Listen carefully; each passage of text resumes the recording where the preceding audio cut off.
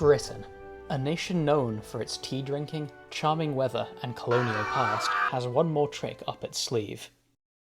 Greggs, a bakery chain that captured the heart of the British people, with more outlets than McDonald's nationwide, has become a cultural icon. Today, it's hard to imagine life without sausage rolls, but once someone did. In the dark days before Greggs, the British diet primarily consisted of unseasoned drywall and cement. But still to this day, many questions remain unanswered. What is a sausage roll? Did the shops just kind of appear there one day, or were they always there? And who is the elusive Gregg? So join me on this vast journey from the Greggs in Loughborough to the other Greggs in Loughborough, an astonishing 122 metres away, as we answer the question, why is Greggs? But before we can answer these questions, we must first look into the past.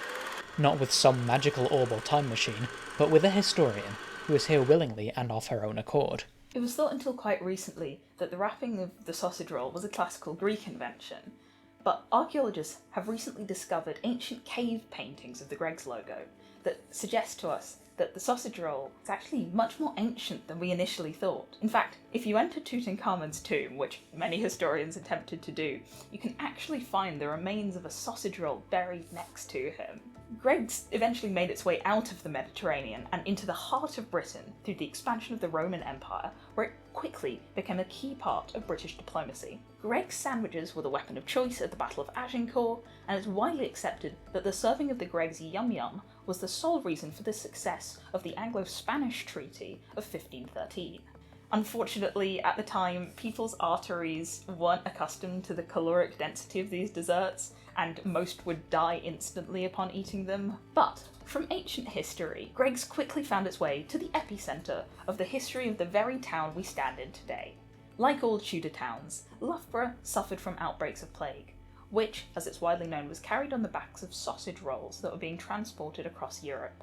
Ever the resilient town, however, history would once again grace Loughborough with its gaze, and this time in a much more positive fashion.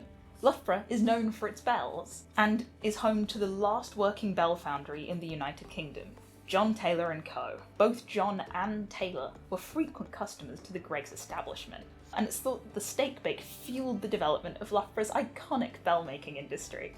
The sausage roll was quick to spread to the rest of England. Early European versions of the sausage roll, utilising a pork filling, proved very popular in London during the Napoleonic Wars, and it quickly became identifiable as a British dish. You know, it's a little known fact, but Lord Nelson actually shot Napoleon with a sausage roll during the Battle of Waterloo. It's quite a recent historical discovery. You know, without the sausage roll, we may very well beat France today.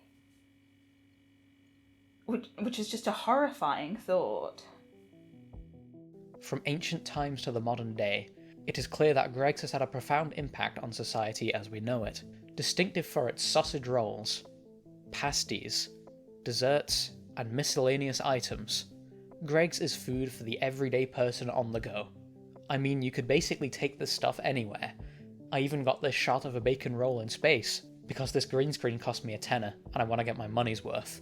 But how are such mesmerising masterclasses of meticulous craftsmanship made? To answer this, we managed to secure an exclusive interview with the one who started it all. Right, hello there. I'm Greg. No, like I'm Greg.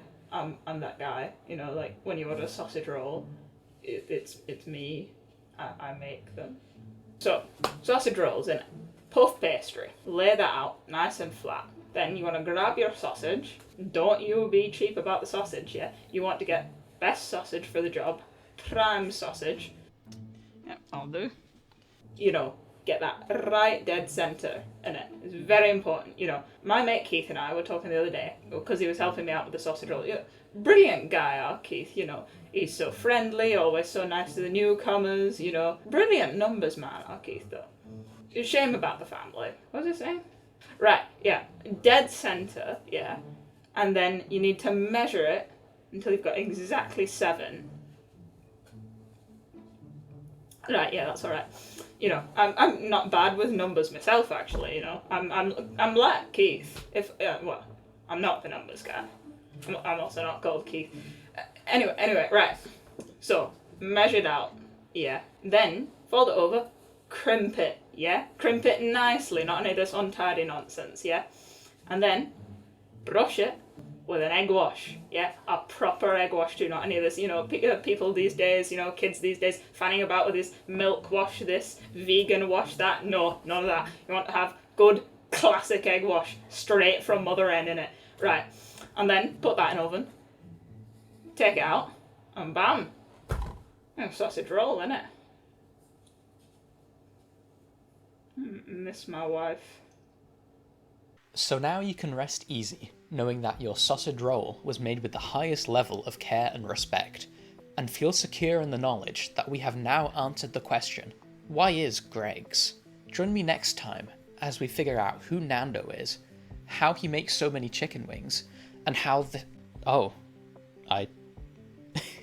Hey, sure, I guess we're doing the credits now. I wasn't done talking.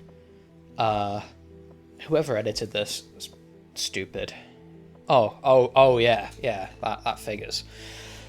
Yeah, oh, look at that, the credits stopped. I don't know how this is going to end, knowing who's editing. It'll probably just